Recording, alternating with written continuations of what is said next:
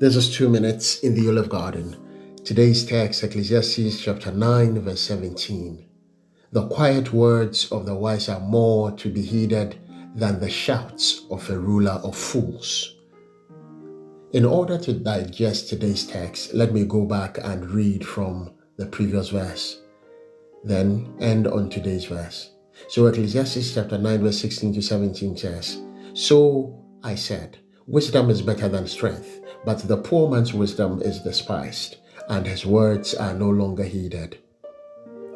The quiet words of the wise are more to be heeded than the shouts of a ruler of fools." It is important to know that the fact that Solomon said that the wisdom of the poor man is despised does not mean that Solomon is encouraging us to despise the wisdom of the wise if that wise person is poor. No. Solomon was telling us about what usually happens and how the world treats people who are poor but wise.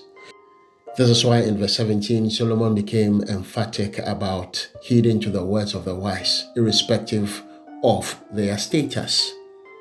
So, wisdom, especially wisdom that is clearly based on God's word, must be heeded too, no matter who it is coming from. Wisdom, rather from a foolish king, should not be heeded too just because it is coming from someone great and influential.